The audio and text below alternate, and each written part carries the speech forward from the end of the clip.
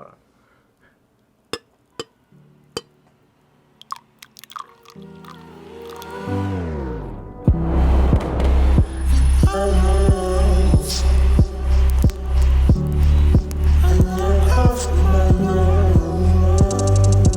Welcome to Wednesday's Revival, where we revive your creative spirits. Now today we're talking about my zcam E2-S6 cinema rig.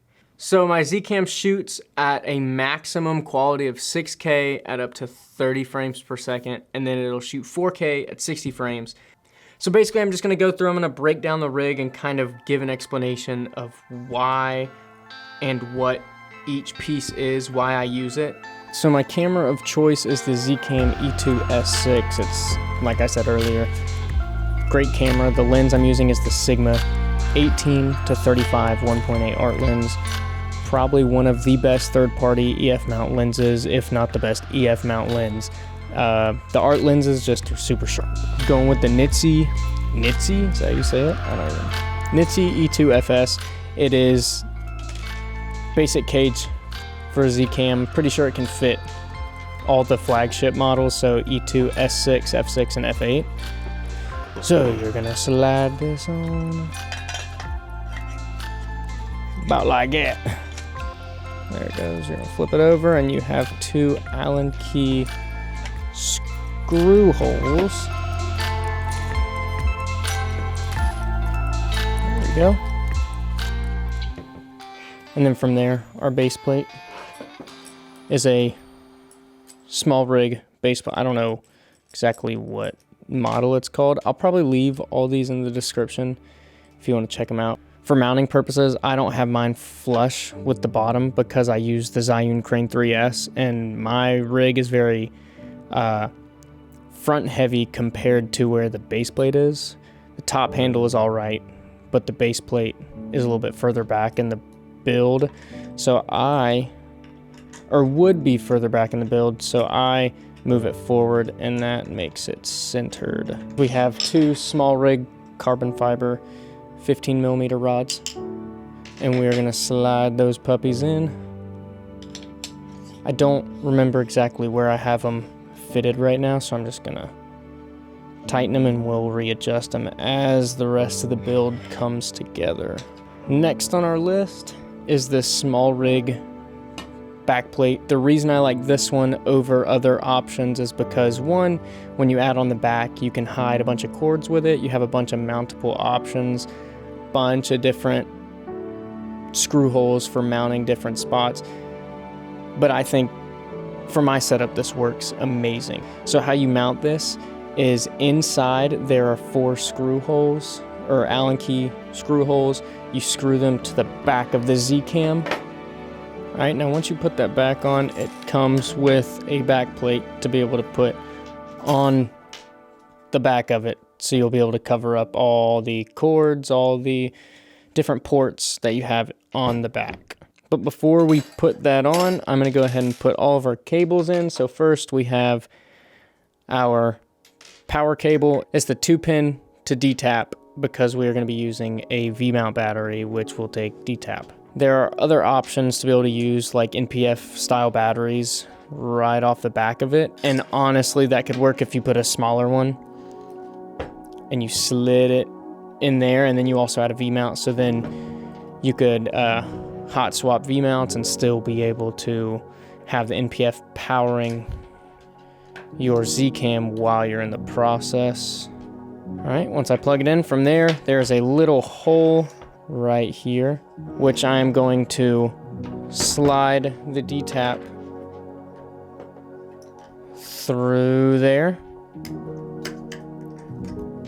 And then from there, kind of weave the coiled parts of the cord through and be able to hide my power cable in there once we put the back plate on. Now, I broke this whole thing down, but I didn't want to uncoil all my wires. So basically, I'm gonna explain what all these wires are. So we have a remote cable, which is used for the Atomos, which we're gonna get into, the Atomos Ninja. Basically, it makes it so that you can control your camera, aperture, ISO, shutter speed, all different kinds of things with this control cable. On the back of the zcam, there is only a spot for a USB-C, and obviously this is a regular USB-A. So we have an adapter. We're going to plug there. So now we have our adapter, and we are going to put this through the back. Now this cable is obviously an HDMI, so I'm going to plug the HDMI from my camera into the Ninja, and then this is going to be to power the Ninja, which is D-tap. So with that, I have this Velcro around these wires, and I'm going to slide it through the cage and tighten it down with the Velcro, and now we have the wires stuck to the side. There we go. And now there are options to use sprigs and all kinds of different loopholes to manage your cables, but I really, unless, put it in the comments if you have a suggestion for this remote cable, because I mean, besides getting a smaller one, the one that they sent me was, pretty sure this is like 3 or 4 foot long. So I had to just kind of improvise with what I had. And then from there, we're gonna go ahead and put the back plate on the back. Okay, after we tighten those down, I'm gonna go ahead and put on my side handle, which is also the smallrig rosette style handle, which don't know what this one's called, but you can easily look up smallrig wooden side handle and this will probably show up. Again, it's in the description if you want to see it. But the ergonomics to this feels really good when it comes to the grooves, and when you're holding this camera for long amounts of time, having a good side handle, a good top handle makes the difference. I put a slight angle to it because I don't hold it straight up. I kind of have an angle to it whenever I'm holding it. Now, the side handle comes with a nifty little Allen key. At the bottom of it, it's magnetic, so it comes with it. So what you can do, where you're actually tightening with your hand, there are holes where you can put the Allen key and be able to tighten it from there. Now from there, we are going to mount our top handle. This one is another smallrig handle. Again, you're gonna get an Allen key to tighten it down. Make sure whatever Allen key is sent with your cages or with any product you get that sends an Allen key, save it. Or you can just buy like a whole one that has a bunch of different Allen keys. Or you could just save it in a bag because you're going to need them again. Now from there, what we're gonna do is we're gonna go ahead and slide these rods back to where I usually have them. And that is just a little bit behind this cage. Now the reason I do that is because our V-mount pack that we put on the back actually slides onto those rails. There you go, and you slide them on, and then it comes with these screws to tighten either side, just about like that. Now from here, this is where we can take our V-mount.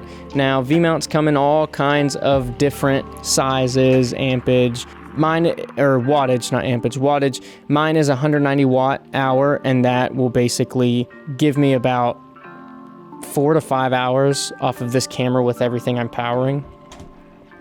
So you're gonna slide that on the back. And from there, we're going to take the power cable coming directly from the camera and sliding it into the pack, not the actual battery, the pack. I don't know if there's any difference, but this is how I do it. And then we are gonna take the power from what's gonna power the Atomos, and we're gonna plug that directly into the battery. So up next, putting on another smallrig mount, and that is what's gonna be holding the Atomos Ninja. All right, from there, we're gonna get our Atomos Ninja 5. This is like the longest video I've ever made. Work with me. So I have this cage on it. This cage is a smallrig cage, and basically it comes with some threads on the bottom so you can thread through. We're getting there, folks. And then from there we have a sun hood. I don't know if this is a common mistake or if this is a mistake that only I've made. I bought the sun hood, but I did not buy a cage. I thought that I would just be able to put the sun hood on there without needing a cage, but I was in for a rude awakening you have to have a cage to be able to put the sun hoods on. This little DC power adapter comes with the Ninja. So where you would usually put an NPF battery is you're going to slide this in its place. And now this calls for our DC power that we've already plugged directly into the V-mount. We're gonna plug it in and go ahead and latch that on, screw it in, make it secure. All right, and that's also gonna call for our HDMI, which is gonna come around to the other side. Now we're gonna take our remote cable, and there is a spot on the side that says remote. So what I'm gonna do from here is I have all these cables now hanging out. So I'm going to latch all these with some more Velcro. All right, got them all on the side. And that's kind of a weak Velcro. And I like the color orange, so I put this on it because I like this color. There, so the cables are more manageable now that we have them strapped to the top handle. Now they're not gonna be getting in our way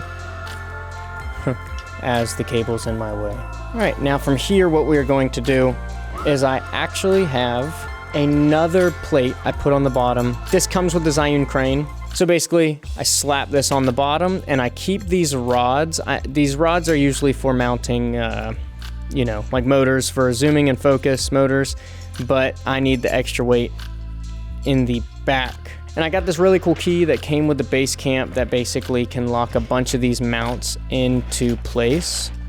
All right, and then from there, the last part of the process is the base camp.